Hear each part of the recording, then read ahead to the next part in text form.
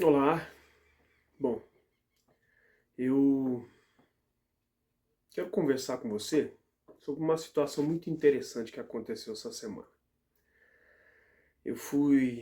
Participei de um evento, um encontro que estavam fazendo na Universidade Federal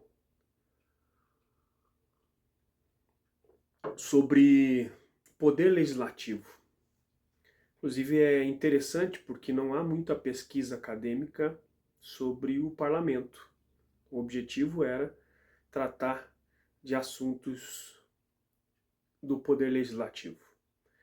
E todos os temas que eu acompanhei, eles estavam voltados para democracia, para produção legislativa, para emendas constitucionais, enfim. Então era tudo nesse sentido. E aí, lógico, analisando democracia, muitos palestrantes, professores, comentando sobre crise de representatividade, alguns dizendo que a ascensão também de algumas lideranças por intermédio das redes sociais, então talvez não acredite tanto nessa crise de representatividade, mas me chamou muito a atenção esse enfoque, sempre no federal. E aí, claro, me veio um monte de situações em mente e eu gostaria de compartilhar contigo. Falamos de crise de representatividade porque o cidadão não se sente representado pelos que lá estão, pelos seus representantes. Mas vamos fazer um cálculo lógico e aqui nós vamos falar de sistema eleitoral.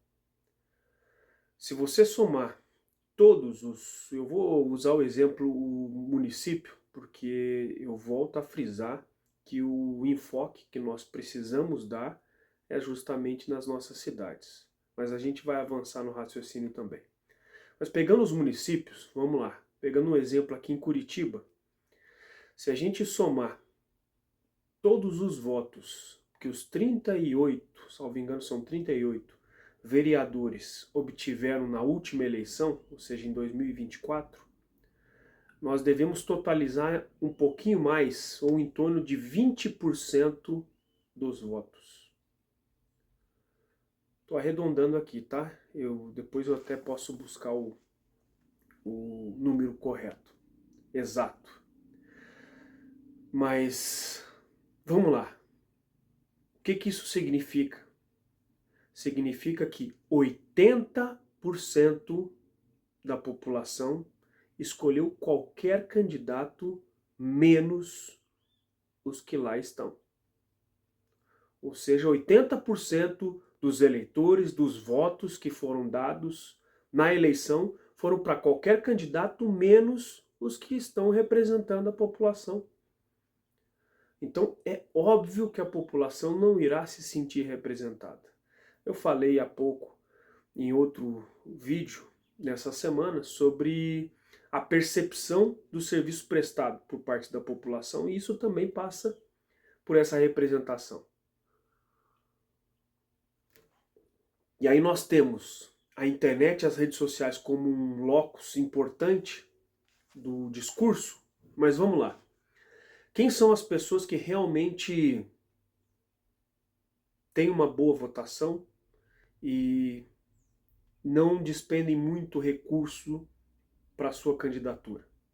Porque eu acompanhei e vi partidos como o caso do Partido Novo, e eu vou citar isso sem entrar no mérito, como eu disse, vamos separar a emoção da razão, mas no Partido Novo, que até pouco tempo atrás dizia que não iria utilizar fundo eleitoral, fundo partidário em campanhas eleitorais, utilizando 400, 500 mil reais de dinheiro público em campanha política, em candidatos buscando a sua reeleição.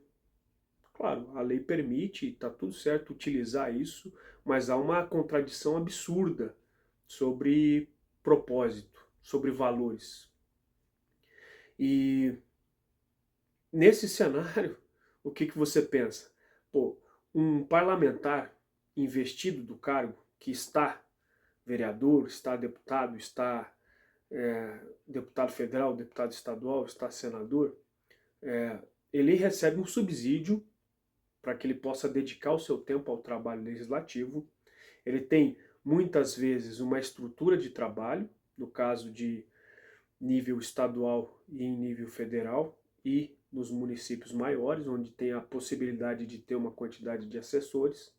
Mas se formos para municípios menores, muitas vezes o vereador não tem condição de ter um assessor, às vezes até a Câmara é bastante limitada de poder ter um corpo técnico para auxiliar os trabalhos legislativos. Mas utilizando isso como exemplo, vamos pegar deputados estaduais, deputados federais que têm emendas para direcionar para municípios. Essas emendas também são recurso público. Então você vai concorrer numa eleição, caso você queira ser candidato, você defenda interesses interessantes e saiba que tem muito a agregar. Bom, se você vai disputar a eleição contra pessoas que já têm um mandato, você vai concorrer contra pessoas que recebem um subsídio todo mês, um valor para que ele possa se dedicar a esse serviço. Ele tem muitas vezes emendas parlamentares para direcionar recursos para municípios, e esses recursos normalmente são articulados em troca de apoio político, porque, óbvio, se o prefeito, o vereador apoia um determinado deputado e recebe uma emenda de 500 mil, 200 mil, 1 milhão, o acordo é que numa próxima candidatura ele possa apoiar esse deputado. E no caso de prefeitos, eles não só apoiam como o grupo político, que em boa parte tem muitos cargos comissionados, pagos com dinheiro público, que trabalham para o município para poder receber esse salário, só que também tem esse compromisso de apoio de ir à rua, pedir voto, fazer campanha para esse deputado. E veja, tudo isso com recurso público. Então, a questão é, voltando a falar sobre representatividade, é que você percebe que muitos candidatos acabam tendo que gastar muito mais dinheiro para se eleger e muitas vezes não conseguem. Muitos candidatos à reeleição, principalmente, precisam de uma estrutura maior, enquanto que alguns candidatos não precisam despender de tanto recurso. Por quê? E é uma coisa muito interessante. Porque eles têm muito claro o que eles defendem. Então, se você olhar no seu município, certamente um representante da causa animal, da educação, dos professores, que sempre tem seus representantes, eles sempre têm uma boa votação, eles gastam menos nas suas campanhas, porque eles têm muito claro o que eles defendem. Enquanto a grande maioria dos parlamentares são genéricos. Podem, hoje em dia, nessa dicotomia, apoiar Lula, Bolsonaro, direita, esquerda, enfim, mas, mesmo fazendo isso, eles não têm claro o que eles defendem. E isso acaba trazendo muita dificuldade para que o eleitor também se identifique. Então a gente vê gurus da internet dizendo, poxa, faça um trabalho maravilhoso, use as redes sociais, o eleitor quer te ouvir. Não, o eleitor não quer ouvir, porque ele não percebe resultado no trabalho. Mas o que é importante é você precisa, estando num cargo político, ter bem claro o que você defende, qual é a sua postura. Então fica aqui a provocação. Crise de representatividade. Primeiro, nosso sistema eleitoral não favorece para que nos sintamos representados por quem está no poder legislativo. E esse cálculo você pode fazer na sua cidade sobre o percentual de votos que todos os eleitos obtiveram, pode fazer no seu estado, pode fazer na Câmara dos Deputados. Vai variar um pouquinho, mas você vai ver que a grande maioria escolheu qualquer um menos aquele que foi eleito. E aí essa percepção fica muito clara e muito tranquila. E por outro lado, a gente, além de não perceber, porque muitas vezes eles nem sabem quais são suas funções. Você vê discussões calorosas, acirradas, inclusive no início da legislatura, aqui em Curitiba, eu vi muitos temas sendo discutidos que não são de competência do município, quiçá do Poder Legislativo.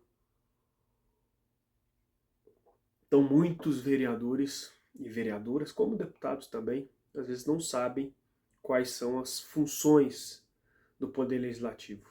E aqui eu vou trazer um dado ainda mais estarrecedor. Já faz muito tempo, mas na instituição que eu trabalhei em Brasília, a gente realizou uma pesquisa no Brasil todo e identificou que 92% do brasileiro acha que não precisa de Câmara Municipal. 92%. Só que desses 92%, 80% não sabia a diferença entre Câmara Municipal e Prefeitura. Eu vi pessoas, até uma matéria interessante, e vou utilizar exemplos bacanas, mas aqui na Câmara de Curitiba, de reportagens na frente da Câmara Municipal perguntando para o cidadão se ele sabia onde ficava a Câmara Municipal, e ele não sabia.